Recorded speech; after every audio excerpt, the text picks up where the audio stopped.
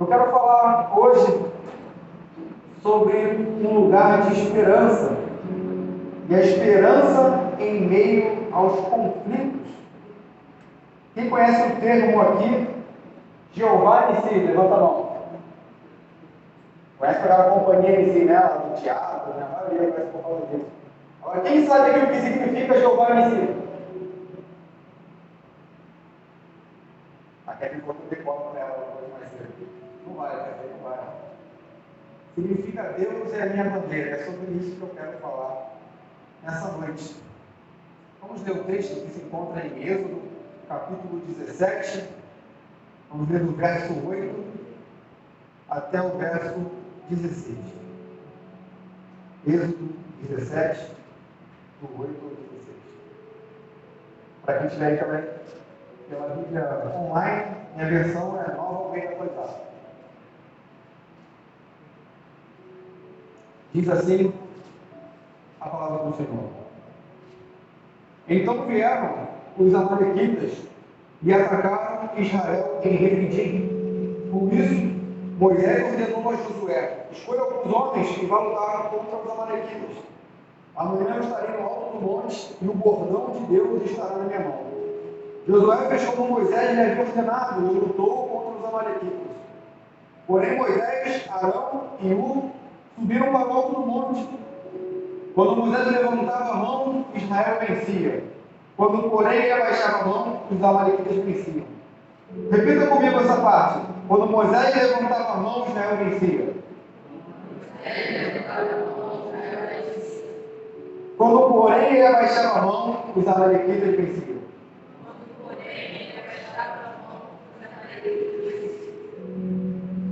Quando as mãos de Moisés ficaram pesadas, pegaram uma pedra e a puseram por baixo dele, para que Moisés se sentasse. Arão e Ur sustentavam as mãos de Moisés, um de um lado e o outro do outro. Assim as mãos dele ficaram firmes até o pôr do sol. E Josué destruiu os amalequitas a fio de espada.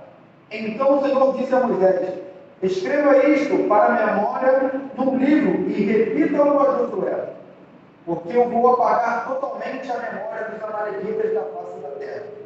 E Moisés edificou um altar e lhe deu o nome de O Senhor é a minha bandeira. E disse: porque o Senhor jurou, haverá guerra do Senhor contra os amalequitas de geração em geração. Curva sua cabeça. Pai, aí está a tua palavra, está o texto, Pai, que o Senhor vem ministrando no meu coração há semanas. Está, ó Pai, uma reflexão sobre a nossa confiança em Ti, ó Pai, como devemos nos portar diante das ameaças, diante dos conflitos. Eu peço, ó Pai, que aquilo que o Senhor já vem ministrado no meu coração.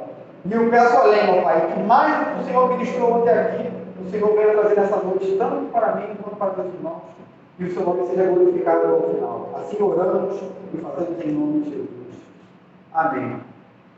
Irmãos, é um momento que Israel ainda está menino, se é que eu posso dizer isso. Ele não tem tantas experiências assim como nós conhecemos. Tem pouco tempo que eles haviam saído do Egito. Entretanto, haviam diversos motivos para que eles tivessem fé no Senhor. O contexto dessa passagem, logo antes disso, se eu fosse voltar aqui, de forma como se fosse decrescente, aconteceram as seguintes intervenções de Deus. Talvez eu esqueça alguma, mas eu anotei aqui. Primeiro, eles vivenciaram, voltando, como se estivesse rebobinando a fita, eles viram água saindo da rocha e Meribá.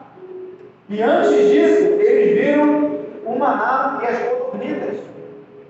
Antes ainda, eles viram a água amarga se tornar água potável para que eles pudessem beber. E antes disso, eles viram a travessia do Mar Vermelho. Tá bom para você? Foram essas experiências que esse povo teve até chegar a esse momento da batalha. O que me chama a atenção é que Moisés, quando descobre que os amalequitas estavam atacando, ele não tem um momento de parar, ajoelhar, como ele costumava fazer com frequência, e orar. Porque o momento necessitava de urgência. Então, irmãos, vão ter momentos na nossa vida, pega esse e leva para a tua vida, que você não vai ter tempo de ajoelhar e orar. O que eu estou querendo dizer com isso? Que você não tem que orar? Não. Você vai depender da sua vida pregressa de oração. Como tem estado a tua vida no altar? Como você tem buscado o Senhor? Vai esperar os amalequitas te atacarem para aí você começar a orar? Você tem que estar preparado, meu irmão e minha irmã. Você tem que estar orando, você tem que estar buscando a Deus. Para quando o momento ele necessitar de urgência, que você tenha uma atitude rápida, você já está com a plena confiança de que Deus está com você e que você está alinhado com a vontade dele. Talvez se eu te perguntasse nessa noite, você me responderia que não, mas eu não vou fazer isso com paz.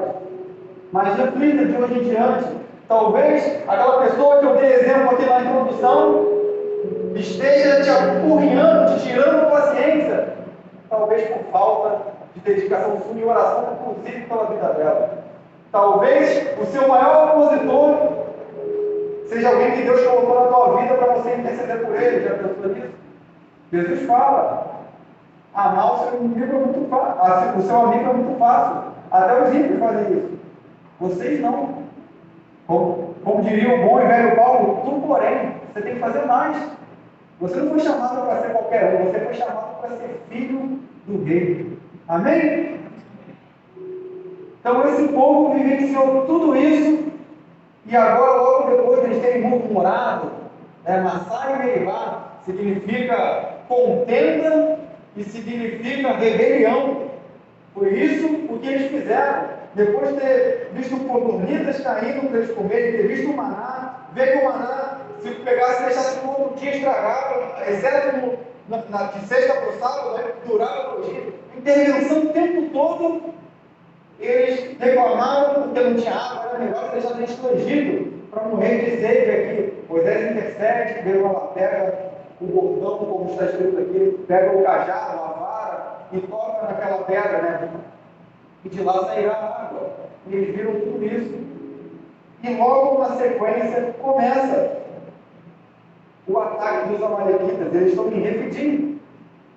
E olha que maravilha. Sabe o que significa Refidim? Significa ter força restaurada, descansando ou comendo. E eu fiquei pensando sobre isso. Como é que o local onde eles estão sendo atacados, estão sendo oprimidos, e só para te deixar a par do que aconteceu, não era qualquer ataque.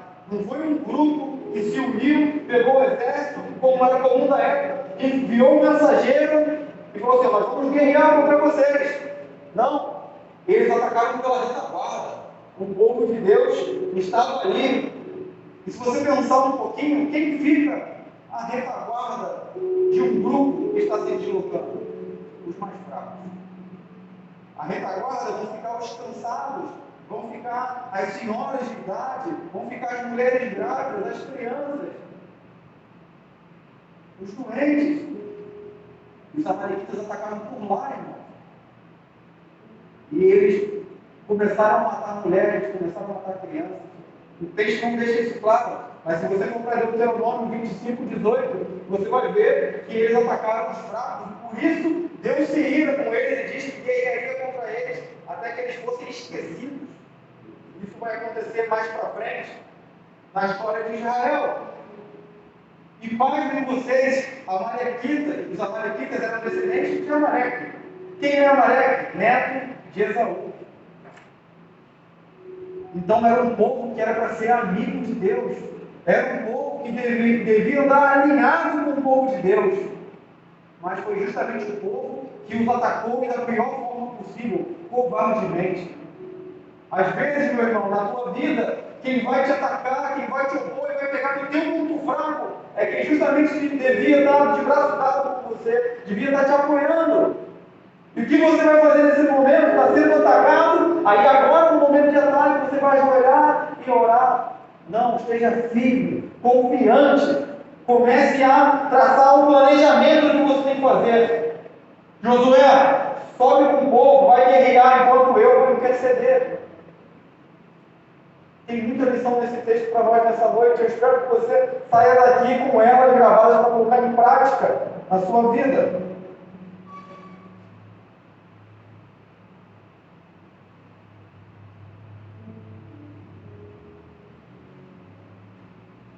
Josué, ele me encanta em muitos momentos na sua história. Você pode ter críticas a fazer a ele, mas eu te pergunto, Israel já tinha um exército nesse momento? Já tinham armas? Alguns historiadores vão falar que eles pegaram as armas dos egípcios. Eu acho meio difícil, a menos que tinham mergulhadores do povo de Deus que desceram lá no meio do Mar Vermelho para pegar as armas que sobraram daquele povo. Agora, pense em escravos que acabaram de sair de um momento de total opressão, através do mar. Que tipo de arma esse povo tinha? Não tinha armas. E veio um povo covarde atacar, e Moisés vira para Josué, seu servo, e fala: vai, leva o povo, vai para a guerra. Você não vê Josué fazer uma pergunta. Josué não questiona a ordem de seu Senhor, de Moisés. Homem é igual a ele, não é Deus, meu irmão, falando para você. Vai.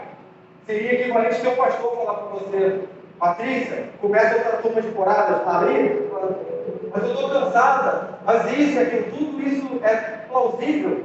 Mas Josué, ele me impressiona porque ele não faz o que eu faria. Ele vai lá e cumpre, sabe? É um soldado, e um soldado que não existe mais nas Forças Armadas. Talvez o Fabrício possa dizer se na aeronáutica tem algum soldado desse aí muito bom, mas onde eu sirvo não tem. Não tem esse soldado que está disposto a cumprir ordem sem fazer um questionamento. Josué era esse homem sem preparo, não tinha arma adequada, não tinha preparo técnico, não era um guerreiro, e assim ele foi. E foi se tornando um guerreiro. Josué, ele era um homem em que devemos aprender coisas, aspectos da sua vida. Moisés primeiramente confiou em Deus, Josué confiou no seu líder. Ele confiou que Moisés era o homem de Deus. E eu te pergunto, você tem essa confiança na sua liderança? Não me responda. E se for não, eu não quero saber. Mas reflita. Talvez o seu líder direto não seja alguém que te inspira nessa igreja, mas eu tenho certeza que há líderes, homens e mulheres, que são tementes a Deus nesse lugar.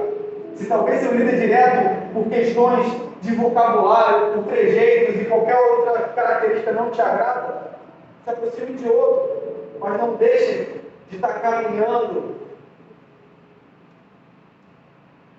debaixo da autoridade. Não se torne uma pessoa que vai se rebelar. Eu discordo do que o presbítero Aguinaldo está fazendo, e eu vou lá e eu começo a fazer um racha na igreja contra o Aguinaldo. Não é assim que funciona. Tem como eu discordar dele e eu continuar sendo um homem de Deus e ele continuar sendo um homem de Deus. Quer um exemplo bíblico? Paulo e João Marcos. Paulo, ele fica muito chateado com João Marcos porque abandona a sua viagem missionária, passa a sua caminhada toda, ou quase toda, separada de João Marcos. Quando chega na frente, ele já está morrendo, em 2 Timóteo, capítulo 4, ele vai falar o seguinte: traga-me Marcos, porque ele é ultimamente deve. Então, João Marcos continuou sendo um homem de Deus, fazendo a obra, mesmo estando separado de Paulo, e Paulo continuou fazendo a obra. Mas quando chegou lá na frente, por uma causa maior, se uniram e continuaram dando sequência à obra de Deus. Então, irmãos, não deixe pequenas desavenças, pequenas discordâncias entre você e alguém transformar isso em problemas gigantescos, porque maior é o que nos une do que nos separa. Vou repetir para você gravar. Maior é o que nos une do que nos separa. O que nos separa são detalhes.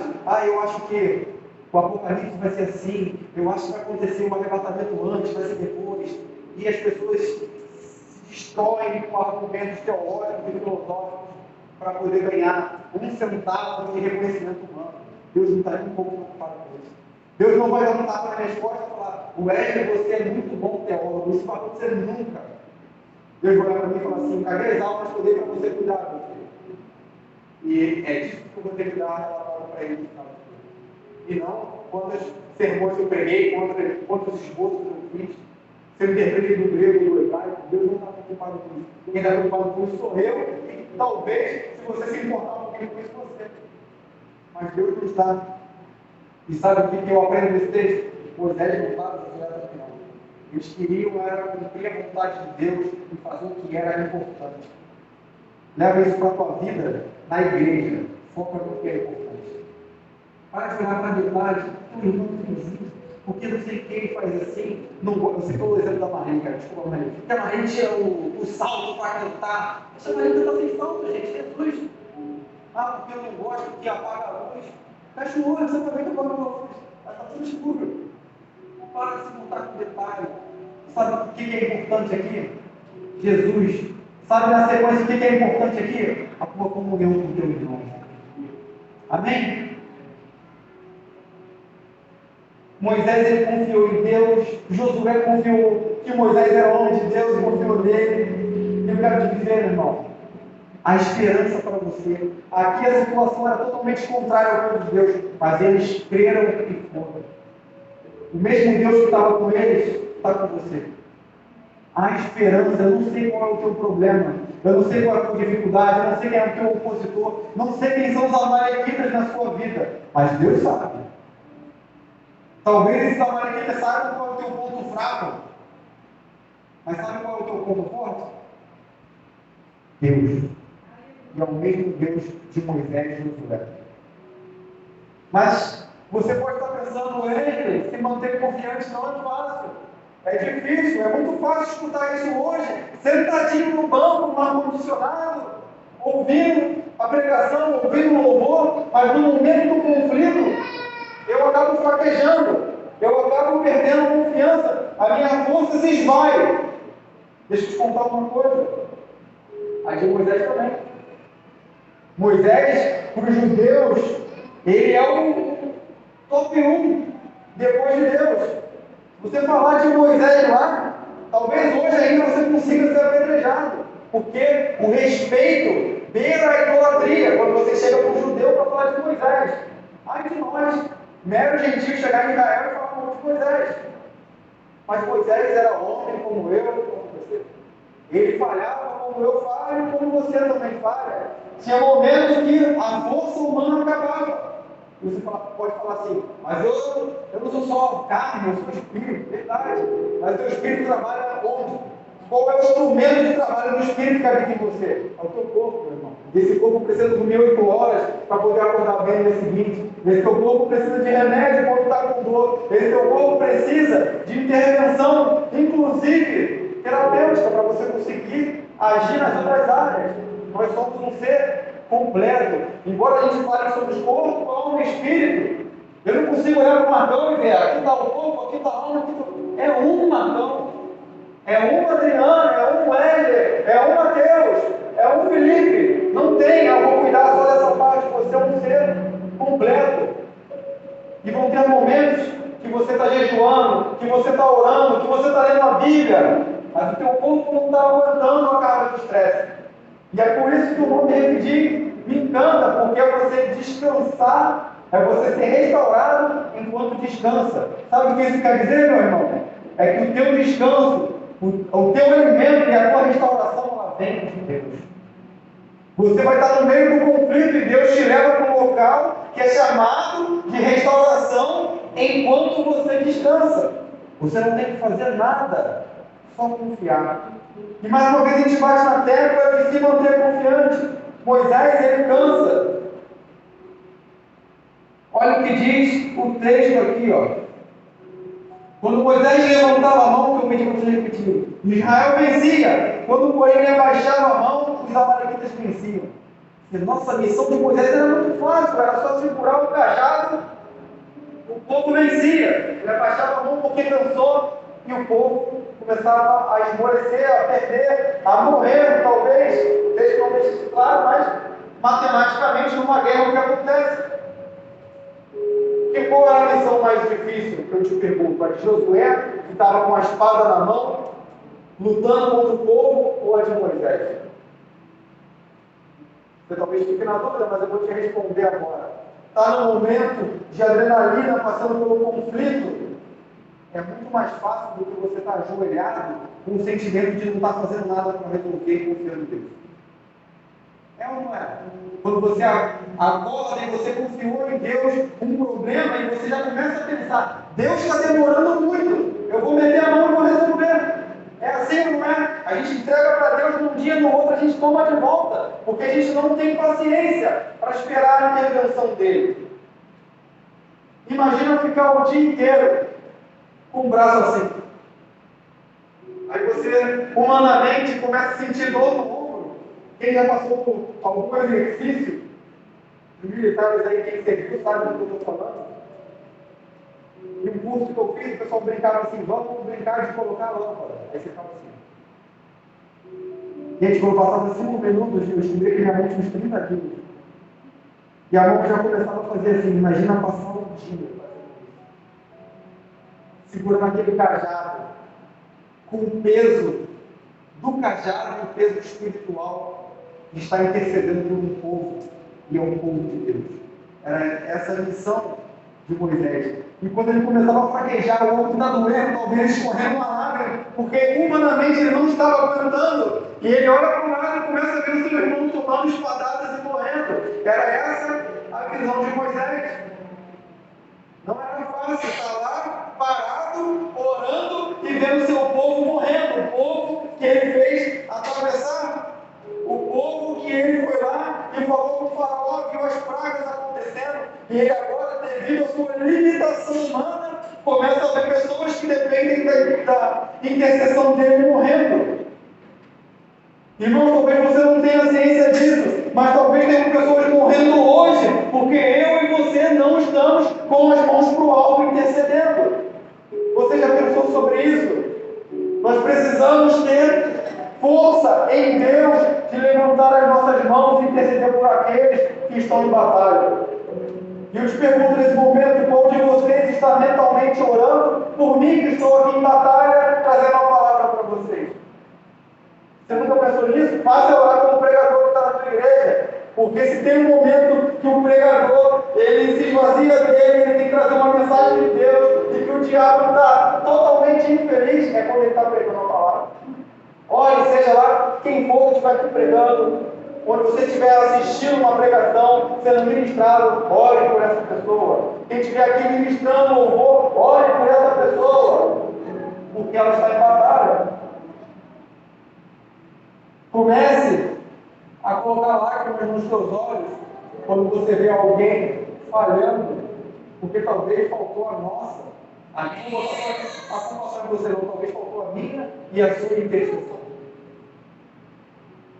Nesse momento a gente não fica tão glória a Deus, né? Porque a gente fica tão triste com isso. Deixa eu te dizer, meu irmão, você não é super-herói.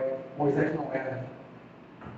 Vai ter momentos que você vai fraquejar, que você vai querer desistir, que vai estar muito pesado, aquilo que no começo era tão leve. É só uma vara de bambu aqui, é só um pedacinho de água. Aquele cajado que devia pesar 5 quilos. Segura 5 quilos, 10 minutos do alto. Segura o dia inteiro. Agora compara isso com o teu ministério. Segura um dia o fardo desse ministério, um mês, um ano.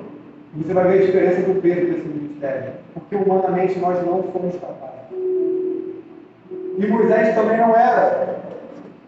O que mostra que a dependência da vitória não está no intercessor. Está em a quem ele está intercedendo. Eu escutei uma história certa vez, se não me falha a memória, foi uma pregação do pastor Luciano Subirá, para os créditos aqui. Que ele estava na floresta, tinha ido pregar em algum lugar lá na Amazônia, e ensinar os telefones pregaram. Quem já viajou para lá sabe disso. Eu nunca viajei, mas tem muitos amigos que foram. No sinal ruim, ele comeu alguma coisa lá que fez mal para ele. Missionários, quando vão para a Amazônia, sabem que não podem beber água lá, não podem comer qualquer coisa, porque o risco de contaminação, o risco deles pegarem alguma coisa que eles não estão acostumados, é muito grande. E ele começou a passar mal, e ficou desesperado, o telefone não tinha sinal, ele queria ligar para o médico, até que ele conseguiu um sinal, no aldeia, ligou, o médico atendeu e falou para ele, aí tem a planta tal e tal, o médico era bom, conhecia até o chá, o médico, aí ele falou, tem, vou falar de arrumar a planta para ele fez lá um remédio caseiro, tomou, e em 2 dias ele estava bem, conseguiu pregar a palavra para onde ele tinha ido. E eu te pergunto, o que salvou esse pastor de ter morrido, talvez de uma infecção que a quem trataríamos com facilidade? O celular ou o médico que estava do lado da linha? Vai responder, o celular ou o médico que salvou a vida dele? O médico. Mas como é que ele conseguiu falar com o médico? Essa é a importância da tua oração em Deus que está do outro lado dele. Deus sabe do que você precisa, tem o conhecimento necessário para resolver a situação. Mas se você não ligar, meu amigo, você não vai saber como resolver. Você precisa estar em comunicação com esse Deus, porque senão você, com pequenas coisas, pode se frustrar grandemente. Alcançaram isso aqui? Amém? Então Moisés está nessa situação que ele está querendo desistir, ele abaixa o braço, o povo começa a morrer, ele levanta o povo começa a vencer. Eu nesse momento estaria chorando por dois motivos, por culpa e por dor, porque eu ia sustentar ao máximo aquele cajado, mas humanamente não teria condições de começar a ver meus amigos, meus compatriotas, como eu diria nos dias de hoje, morrendo pela minha incapacidade. Só que tem uma questão muito importante. Você não está sozinho. E Moisés também não estava. Moisés tinha Arão e Hur. Você não vai ver muitas citações de Hur na Bíblia. Não tem muitos momentos que ele está tendo um destaque. Mas esse é um que ele está em destaque, ele teve um papel fundamental para que o povo saísse vitorioso através de Deus com a intervenção de Moisés. Ele foi lá e segurou um dos braços só. E a gente se prende a funções na igreja, vou trazer para o nosso dia a dia, a gente se prende a funções que tem destaque. Que destaque tem o cara que segurou o braço de quem estava intercedendo? Você vem na intercessão sexta-feira e está ajudando a Niceia a botar o púlpito para o lado e fazer alguma coisa. É um culto pequeno, é um culto que não tem muita gente. Talvez você olhe e não dê tanto valor para esse culto, porque não é um culto de domingo, não tem ministério de louvor, talvez não tenha uma pregação que você está acostumado, uma pregação mais devocional. Foi esse o papel de Arão e de Hur. Eles não intercederam, não foram eles que seguraram o cajado, mas eles olharam para um homem limitado que estava intercedendo a Deus por outros homens. Falou, vou te ajudar. Vem cá aqui, eu vou pegar uma pedra, senta aqui. Descansa enquanto você está trabalhando, enquanto você está na obra. É o famoso descansar carregando pedra. Quem conhece isso? Essa é a obra de Deus, meu amigo. Talvez você esteja pensando, eu quero tirar um ano sabático, não quero fazer mais nada, eu vou dar um tempo, não quero mais funções na igreja, eu quero chegar, sentar, assistir o culto e ir embora, como se eu estivesse num cinema. Deixa eu te contar uma coisa, você não está no cinema. Deus não te chamou para assistir culto, Deus te chamou para prestar culto, Deus te chamou para ter relacionamento com Ele. O que você veio fazer aqui essa noite, meu irmão? Você veio assistir um culto ou você veio prestar um culto? Você veio prestar um culto, dá uma glória a Deus aí, meu irmão. Deus, Ele quer você perto, inteiro, mas Ele não quer ver você prostrado. O presbítero Aguinaldo pregou aqui um tempo atrás e falou que Deus, quando Ele quer falar com alguém, Ele te coloca de pé primeiro. Ele pega você pela mão, porque Deus, Ele é a autoridade, Ele é o Rei, Ele é o Senhor. Você já viu um rei chegar diante de alguém e a pessoa ficar no chão para conversar com ele? Você vai chegar, vou dar um exemplo talvez mais próximo, você vai chegar num quartel e um comandante daquele quartel chegou. O que o soldado vai fazer quando ele vê o comandante? Vai ficar de pé. Coisa no sentido, respeito. E assim você tem que estar diante de Deus, em pé, filho. Estou cansado, mas está diante da autoridade máxima. E quem vai falar para você assim, você precisa descansar, meu filho? Vem cá colocar um descanso. É Ele. Até o seu momento de descanso, quem vai dar é o Senhor. Não fosse uma passagem que Deus não estava te mostrando. Moisés queria desistir. O que Deus fez? Desiste, Moisés. Não enviou Arão e Hur. Talvez não só para tratar de Moisés, mas para tratar Arão e Hur. Para mostrar que eles tinham importância, que eles tinham valor, que eles tinham um lugar naquela obra. Qual é o teu lugar nessa obra aqui? Não desista porque tem pessoas apoiadas em você. Se tudo que eu falei até aqui foi pouco, tem pessoas que olham para você e você pensa, eu não sou ninguém, eu sou insignificante. Tem pessoas que olham para você e botam você como referência. Tem pessoas que olham e falam assim, pô, eu queria ser bom fulano. Tem pessoas que olham aqui, você talvez possa olhar e falar, você prega, você toca, bom papo, né? Eu faço tudo na mão dele, mas faça. Mas tem pessoas que eu olho aqui, que talvez não tenham título, talvez não tenham uma liderança, mas eu olho atributos dessas pessoas e falo, eu queria ser bom fulano. Quer ver uma pessoa que eu admiro pela sua paciência para responder as coisas? Filipe. Vou falar garoto, ele mais velho que eu tenho andado comigo desde que ele chegou na igreja, e eu vi diversas situações que eu teria explodido, humanamente falando, né? Meus instintos, eu teria colocado para fora os meus sentimentos. E eu olho para a cara dele, ele está com cara de nada. Eu que raiva desse cara. Por que ele não é? Ele não está vindo a mão. Eu acho melhor a gente pensar isso. E eu queria ser assim, mas não é um atributo que Deus me deu. E talvez um dia eu ver o Felipe se estressando, explodir com alguma situação, eu falo, caramba, se até o Felipe se estressou, quem sou eu? Já ouviu isso alguma vez? Tem gente que olha para você e fala isso. Se até o fulano pegou, se até o fulano desistiu, se até o fulano está no mundo, se até o fulano foi pular carnaval, se até o fulano abandonou tudo, quem sou eu? Você está achando que não tem ninguém que olha para você assim? Não? Tem. Tem uma nuvem que testemunha sobre você. E essa pessoa, às vezes, está olhando para você, se inspirando para continuar a caminhada dela. Mas também tem outro lado, tem alguém olhando para você, esperando ter tropeço para ter uma desculpa. Quem você quer desapontar? O que está esperando a desculpa ou o que está olhando para você como referência? Escolha desapontar o que está olhando para você, querendo uma desculpa para ele errar também. Nós somos falhos, mas nós falhamos tentando acertar. Nós falhamos e nos sentimos o pior ser humano do mundo quando olhamos para Cristo e vemos tudo que Ele fez por nós. Se isso não acontece com você, vai ler a crucificação. Vai ler Salmo 22, se não me falha a memória. Vai contar tudinho lá no Salmo profético do que acontece com Jesus.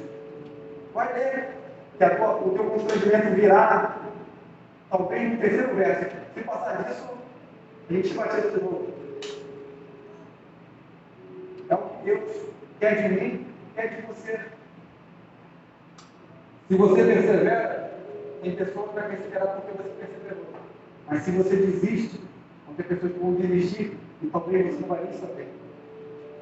Vão ter pessoas que vão desistir e lá na frente eu vou assim, eu estava desanimado e quando eu vi que você saiu da igreja, eu ouvi isso mesmo. Quando eu vi que você saiu, eu desisti também, porque se não dá para ele, imagina para mim. E talvez essa pessoa nunca mais volte para o caminho do Senhor. E talvez você vai carregar esse fardo para o resto da sua vida. E você foi uma referência negativa. Não desista. Amaleque é muito menor do que Deus. Seu problema é muito menor do que Deus. Você crê nisso? Moisés não conseguiu sozinho. Você vai precisar dos seus irmãos. Você vai precisar de ajuda. Você vai precisar que alguém esteja orando com você. Tem momentos que não dá para orar sozinho. Quem gosta de ir para o monte aí, o monte é uma experiência bem mística, bem doida assim, né? Falando para a nossa mente intelectual. Tem coisa que acontece no monte, que é igual o pessoal fala de Las Vegas, que acontece em Vegas, fica em Vegas. Tem coisa que acontece no monte, tem que ficar no monte, se você contar para os outros, não acredita. Tem um amigo, que eu posso chamar de amigo, pastor, é pastor de Edmilson. Então a história com o bode no monte, se eu contar aqui, vocês vão achar que é estudado. Mas acontece. Tem momentos que não dá para você ir batalhar sozinho, você vai precisar de alguém. E vão ter momentos que teu irmão não vai conseguir sozinho. E aí eu te faço a pergunta nessa noite. Você está disposto a ser Moisés? Tá, é o destaque, é o líder, é quem tem o holofote.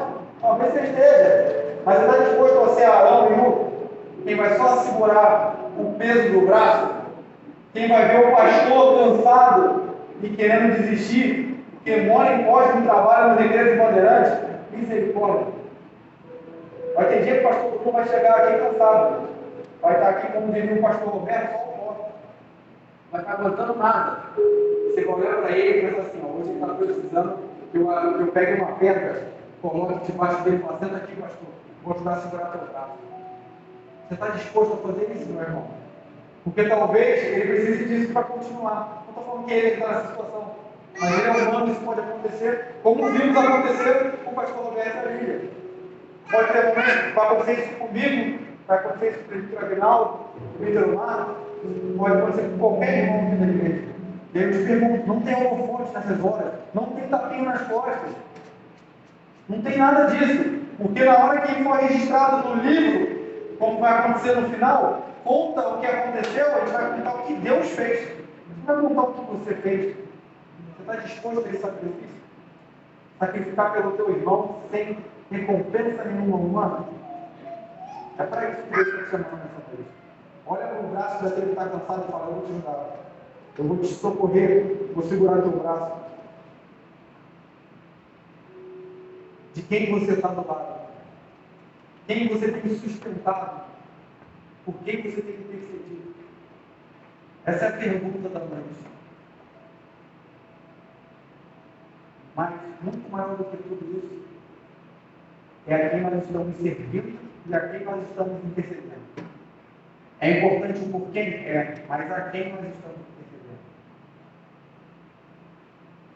Moisés ele vai para o alto desse monte do roteiro, não sei como é que está na sua versão, é um pequeno monte. Ele vai para lá e vai segurar o cajado. E eu estou o tempo todo falando de intercessão, e você está pensando em levantar as mãos, em dobrar os joelhos e orar. Mas isso tinha um símbolo militar, que era muito comum, inclusive na Idade Média. Quem aqui já viu filme de guerra na Idade Média? Quando os guerreiros estão em batalha, e aparece um monte, e você vai ver que lá em cima tem os arautos, tem homens que estão com bandeiras, que estão com os estandartes, com o símbolo daquela nação. Vocês já viram isso? Sabe o que significa aquilo? Que aquele povo não desistiu. Significa que aquele povo ainda tem esperança de vitória. Você não alcançou o que eu falei, senão você já estava adorando a Deus. Vou repetir. Aquilo significa que ainda há esperança. Ainda tem chance de vencer, porque a bandeira ainda está tremulando no alto do monte. Qual é a sua bandeira, meu irmão? A sua bandeira é Deus, é o Senhor Jesus, a sua bandeira é o reino de Deus. Então deixa eu te dizer nessa noite, ela ainda está no monte tremulando, ela ainda está lá enfincada, ela ainda está lá e não há ninguém que tenha autoridade de chegar lá e remover aquela bandeira. Você é vitorioso, meu irmão. Eu não sei qual é o seu problema, não sei qual é a sua dificuldade, não sei quem são os amalequitas da sua vida, mas uma coisa eu tenho certeza, a bandeira, o Jeová em si, ainda está no monte. E a esperança de vitória está nele. Você repetiu isso durante a sua vida inteira. Talvez nunca em link com esse texto. Mas projeta para mim aqui, por favor, Salmo 121. Não é Moisés que vai trazer a vitória para você. Não é a mensagem de domingo. É o Senhor. A sua vitória não está nas suas forças. Porque tem hora que o teu braço vai fraquejar. Você não vai conseguir segurar o peso do ministério. Você vai estar cansado. E a sua esperança está no Senhor. A bandeira está no monte. Grava isso. A esperança está no monte. O monte não é a esperança. Diz isso no Salmo 121. Elevo os meus olhos para os montes. De onde me virá o socorro? O meu socorro vem do Senhor, que fez o céu e a terra. Esse é o teu socorro. Não é o monte, não é a bandeira humana, não é a pessoa que está segurando a bandeira, não é quem está intercedendo, mas é o Senhor. Não despreze a intercessão, mas confie plenamente em Deus, porque Ele vai te dar a vitória. curve a sua cabeça nesse momento. Quero fazer um momento de reflexão com você, de adoração a Deus também, um momento de intercessão. Eu quero que você coloque no fundo do teu coração que a tua esperança é o Senhor. A tua esperança é o Deus que fez o céu e a terra. Deixa eu projetar no versículo 1 e 2 para mim, Salmo 21. A tua esperança é Deus. A tua esperança não é a minha intercessão, não é a intercessão da irmã Nilceia, que é a minha intercessão, não é dos presbíteros, não é do pastor, é Deus. Mas é necessário que intercedamos. Não desista de orar, como a ilustração que eu passei aqui agora, para você ser salvo, você precisa do conhecimento, da